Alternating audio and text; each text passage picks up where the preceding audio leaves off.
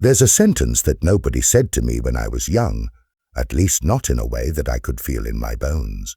You are, right now, rehearsing the person you will have to be stuck with later. Not choosing a path is still choosing. Not deciding who you want to become is still a decision. And time doesn't pause to let you figure it out. If you're young, you probably feel like you have endless time to get your life together. You'll be more disciplined later. You'll read those books later. You'll treat your body better later. You'll be kinder to your parents later. But here's the brutal truth I wish someone had grabbed me by the shoulders and told me.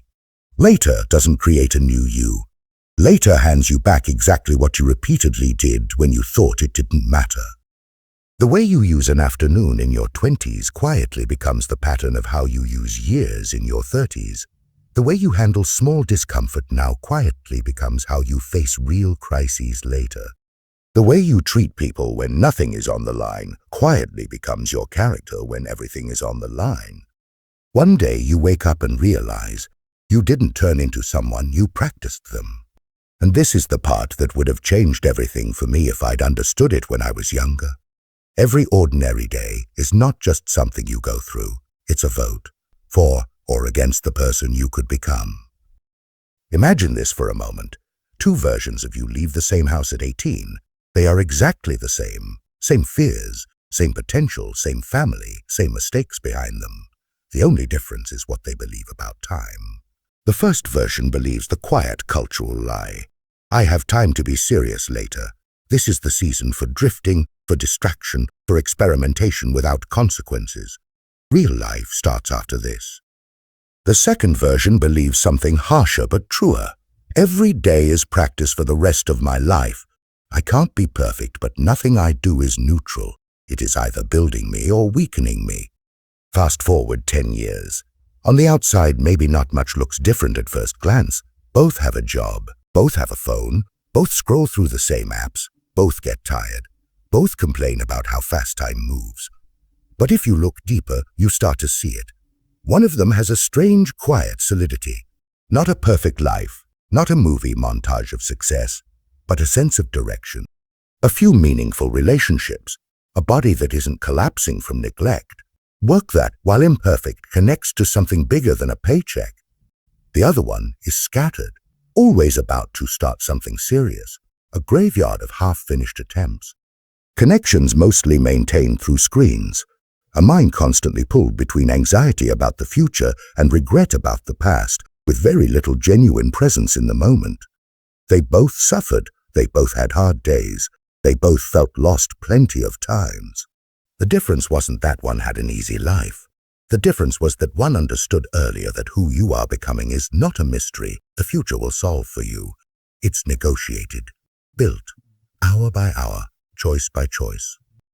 When I look back, I wish I had learned 6 things far sooner, not as tips or productivity hacks, but as lenses for understanding what a human life actually is. Because if you see these clearly when you're young, you don't become perfect. You just stop making your own life harder than it needs to be. Let's start with the first one. You are not finding yourself. You are assembling yourself. We grow up with this romantic idea that there is a true self hidden inside us, like a finished statue buried under stone, waiting to be uncovered. So we wander. We wait for some intense experience, some passion, some person to reveal us to ourselves. But psychologically and philosophically, that's not quite how it works. Yes, you have tendencies, a temperament, a certain way your nervous system is wired, certain inclinations, but your character? Your capacity for courage, your ability to stay with something difficult, the way you respond to stress, to boredom, to temptation, to other people, those are not discovered, those are built. You are less like a statue being revealed and more like a city being constructed while it's already being lived in. You don't wait to find discipline. You slowly become the kind of person who can keep a promise to themselves, even when it's uncomfortable. You don't wait to find meaningful work. You test things, you show up, you learn to do boring parts well. You become the kind of person who brings meaning to the work they touch. If I could speak to my younger self, I'd say stop asking, "Who am I?" As if there is a single perfect answer hidden in you. Start asking, who am I training myself to be by what I do repeatedly? Because that's what your brain is doing underneath everything else. When you skip the hard conversation and ghost someone, you're not just avoiding discomfort, you're practicing cowardice. When you scroll for 3 hours instead of facing that assignment, you're not just taking a break. You're training your nervous system to expect constant stimulation and your mind to flee from effort. When you keep staying with people who humiliate you or diminish you, you're not just in a complicated situation. You're teaching yourself what kind of treatment you're willing to accept. Every repetition makes a groove. Every groove makes it easier the next time. And after a while, it doesn't feel like a choice anymore. It feels like, that's just how I am. But you weren't born that way. You rehearsed it. This is terrifying and liberating. Because if who you are is largely built, not discovered, then your life is not a hunt for a hidden self. It's a conversation between your potential and your choices. You'll never control everything in that conversation. Life will interrupt. Other people's freedom will collide with yours. Tragedy doesn't care about your schedule, but you control more than you think. 2. Comfort is cheap. Meaning is expensive. Choose carefully. Another thing I wish I'd understood earlier is the difference between something that makes you feel good and something that makes you be well. These are not the same. You scroll. It feels good for about 2 seconds. You eat the thing you told yourself you wouldn't. It feels good for about 2 minutes. You avoid that difficult task. It feels good for about 10 minutes. But afterward, not just guilt, something heavier, a quiet sense that you were made for more than this and you keep betraying it. Psychologists sometimes distinguish between 2 types of good: the pleasant life, chasing comfort, ease, entertainment; the meaningful life, connected to something bigger than your momentary mood, growth, contribution, love, truth. The pleasant life feels good now and empty later. The meaningful life often feels difficult now and deeply right later. When you choose comfort over meaning once, it's not a big deal. When you choose it dozens of times a day for years, it shapes an entire existence. You start to experience a strange combination. You're overstimulated and undernourished at the same time. Tired, but unable to rest. Busy, but strangely bored. Surrounded by information, but starving for wisdom. The paradox is that a meaningful life is more painful in the moment, but it reduces suffering over time. Saying what you really think might cost you an argument now, but it saves you from years of resentment. Doing the unglamorous work today might feel tedious, but it saves you from the anxiety of always being behind. Putting your phone down and actually being present with someone might feel uncomfortable at first, but it slowly builds the kind of bond people spend their whole lives longing for. If I'd truly understood this at 18, I would have asked a different question each day. Not what do I feel like doing, but what will I be glad to have done? That one change of question doesn't magically fix your life, but it gently shifts where your attention goes. And where attention goes, your life follows. 3. Procrastination isn't laziness, it's self-betrayal. We talk about procrastination like it's a minor flaw, a quirk. I know I'm procrastinating. We joke about it, we normalize it, but under the surface, procrastination is something darker. It's a repeated breaking of trust with yourself. Think about what it actually is. You make a promise, sometimes silently, sometimes out loud. I'll start on that tonight. I'll get up at 7. I'll stop talking to that person who keeps hurting me. I'll finally open that book I said I cared about. Then the time comes, and you don't do it. Once in a while, that's just life. You miscalculated, something urgent came up, no big deal. But when this pattern repeats, your nervous system is learning something dangerous. My own word means nothing. You become like a leader who constantly announces big initiatives and never follows through. At first, the employees are disappointed. Then they roll their eyes. Then they stop listening entirely. Your own mind does this with you. You say, tomorrow I'll be different. Your brain quietly answers, no, you won't. We've heard this one before. The more this happens, the weaker your will feels. You start believing you're just lazy or just not disciplined, as if this is built into your DNA. But very often it's not a fixed trait. It's a damaged relationship with yourself. You wouldn't trust a friend who lied to you 100 times in a row. Why should your deeper self trust you when you do the same? This is why big, dramatic resolutions often fail. You decide you're going to transform overnight.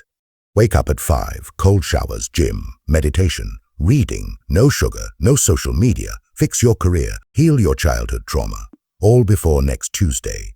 It's not that these things are bad, it's that at your current level of self-trust, they're not believable. So your whole system rebels.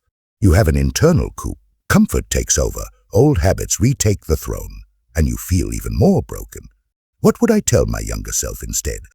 Make smaller promises and actually keep them. Don't start with, I will change my life. Start with, tomorrow, I will sit at my desk for 10 minutes and genuinely try. Not scroll, not half work with a show in the background. 10 minutes of honest engagement, that's it. You might get more done. Great, but the important thing is not the amount. It's the signal. When I say I will do something, I do it. This is how you begin to repair the relationship with yourself. You don't need to become a machine. You're human. You'll still slip.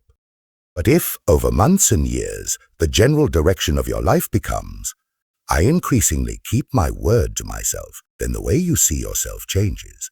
And when that changes, everything changes. The jobs you're willing to apply for, the people you are willing to date or walk away from, the projects you'll dare to start, the level of chaos you will no longer tolerate. It doesn't start with motivation. It starts with integrity, applied inward. 4. Your mind rides on the back of your body. Treat it like that. When I was younger, I thought mental life and physical life were separate departments. I thought I could neglect sleep, live on junk, never move my body, stare at glowing rectangles until 3 a.m., and then make up for it all with willpower and mindset. What I didn't understand is that your ability to think clearly, to regulate emotion, to stay with something difficult, these are not floating in some spiritual dimension untouched by biology. Your mind is not a ghost. It is a process running on meat. If you constantly throw your physiology out of balance, you are essentially tying your own shoelaces together and then criticizing yourself for not running fast. You don't have to become a fitness influencer. You don't need a perfect diet. You don't have to run marathons. But there are a few brutal basics that your nervous system does not negotiate on. It needs roughly regular sleep. Not perfect, but somewhat consistent. Going to bed at 2 one night, 10 the next, 4 the next doesn't make you mysterious and creative. It makes your mood and focus unstable. It needs actual food, not just caffeine and sugar jolts.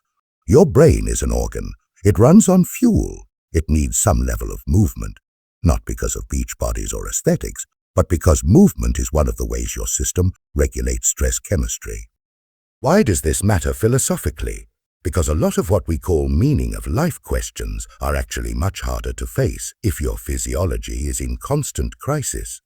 It's difficult to confront your existential anxiety when you're chronically sleep-deprived, undernourished, and chemically stressed. Your system will push you toward the easiest relief available: distraction, numbing, escape. If I'd understood this earlier, I would have taken my body less personally and more pragmatically, not as a decoration, not as a moral scoreboard, but as infrastructure for my mind. You don't need to worship it. You just need to maintain it well enough that it isn't constantly hijacking your attempts to grow. It's hard enough to face your life honestly when you're okay. Don't make it 10 times harder by waging war on your own nervous system. 5. Your life radiates outward much more than you think. When you're young, it often feels like your life is mostly about you. Your pain feels personal. Your confusion feels private. Your decisions feel isolated. But there's something I wish I'd realized much earlier. You are the center of a web of invisible influence. It's not mystical. It's simply how social creatures work. Your way of being, how honest you are, how bitter, how kind, how lazy, how disciplined, how courageous or cowardly, doesn't stay inside you. It leaks into your family, your friends, the people you date, the strangers you interact with, the kids who might one day look to you as a model of adulthood, whether you deserve it or not. You don't just live your life, you broadcast it. Think of a single person you've known who carried themselves with a mixture of courage and kindness. Not perfect, not a saint, but someone who tried to be decent and responsible in a world that makes that hard. Didn't their presence subtly change the atmosphere around them? People tried a little harder, jokes got a bit less cruel, conversations drifted a bit more toward what matters. Now think of someone deeply resentful, cynical, endlessly blaming everyone else for their situation, taking no responsibility for anything. Didn't their presence also change the room?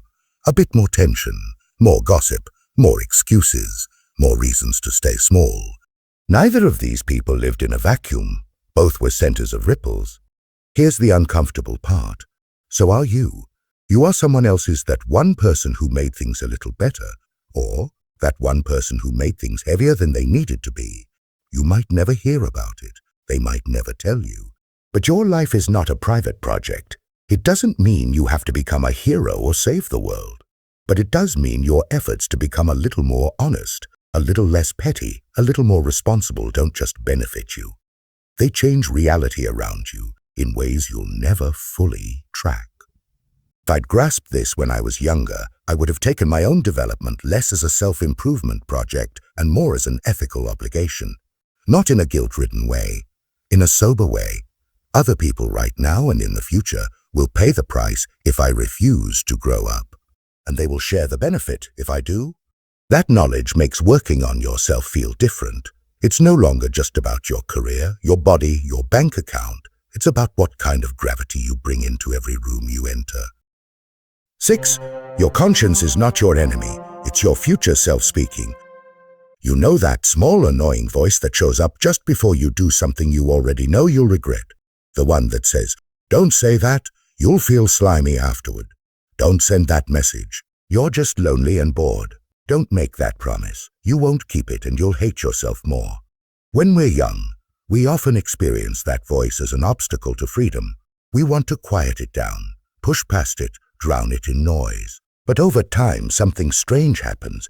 If you ignore that voice long enough, it doesn't just disappear, it turns against you. The warnings stop coming before the action. Instead, they morph into a constant low-frequency shame after the action. You walk around with a vague sense that you're not living the way you're capable of, but you can't quite articulate why. What I wish I'd learned sooner is this. Your conscience is not an enemy trying to ruin your fun. It's your future self trying to prevent avoidable pain. It's the version of you 5 or 10 years from now who has to live with the consequences of today, whispering, "Please, don't make this my problem." That future self can't force you. They have no power except the power of that quiet inner tug. You can drown that tug in distraction, but the debt remains.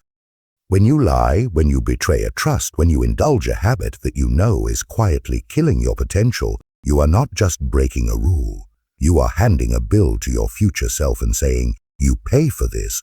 You pay with health, with relationships, with lost opportunities, with a version of yourself you can no longer become." It's not about moralism or puritanism.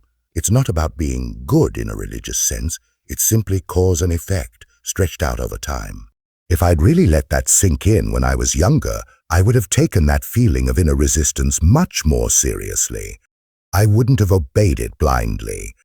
Conscience can be misinformed, shaped by unhealthy environments. Sometimes it needs to be refined, not just followed. But I would have listened to it instead of treating it like background noise. Because a life lived in constant argument with your own conscience is exhausting.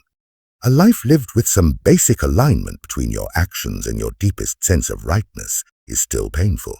But the pain is clean, bearable, often meaningful. So where does all of this leave you, sitting here, watching a video about what I wish I'd learned when I was younger? Maybe you feel a bit called out. Maybe you recognize some of these patterns in yourself. The temptation right now is, numb out. Tell yourself it's too heavy. Scroll to something lighter. File this away as a deep video I watched once. Hate yourself. Turn all of this into another weapon for self-attack. I've wasted so much time. I'm so far behind. What's the point? The point is not to drown in regret. The point is to wake up. Regret, when you first feel it properly, is not there to crush you. It's there to inform you. It's a signal that says, the way you've been living is not aligned with what you know to be possible for you. That's not condemnation. That's an invitation. You cannot go back and give your younger self these insights. You can only become, for your future self, the person you wish you'd had in your past. Maybe you're 16, maybe you're 26, maybe you're 46 and still feel like a teenager inside. It doesn't matter. Today is younger compared to many days that might still be ahead of you. The version of you 10 years from now will look back on this day and think, I wish I had realized earlier. You can decide, right now, what sentence comes after those words. I wish I had realized earlier that nothing I did mattered, or I wish I had realized earlier that everything I did, even the small things, was shaping me. At some point, you have to decide which story you are going to live inside, not by saying it once, by practicing it quietly in the way you move through an ordinary Tuesday, because in the end, that's where everything actually happens. In whether you put your phone down and actually read 3 pages of that book you say you care about. In whether you take one awkward step toward a harder conversation instead of another easy avoidance. In whether you treat your body as an ally instead of an afterthought. In whether you listen, even a little bit, to that inner voice that knows when you are selling yourself short. You don't have to fix your life this week. You don't have to transform into a heroic version of yourself by next month. All of that is fantasy, but you can begin to live as if your choices matter. Because they do, you can begin to treat your time as if it belongs not just to your impulses, but also to the people you will love, the work you will do, the future self who is counting on you. And if you do that, something subtle will start to change, not overnight, not in a dramatic montage, but gradually. The fog in your mind begins to thin. The shame that comes from constant self-betrayal starts to loosen its grip. The days, while still hard, start to connect into something that feels like a direction, not just a series of distractions. One day you look back and realize you've done something quietly radical. You didn't just drift into becoming someone. You participated. You took your limited, fragile, astonishing human life seriously enough to show up for it. Not perfectly, but consistently enough that the person you are now is someone your younger self would recognize with a kind of relieved pride. That, more than any external achievement, is the thing I wish I had understood when I was younger, because if you truly grasp that, it changes everything.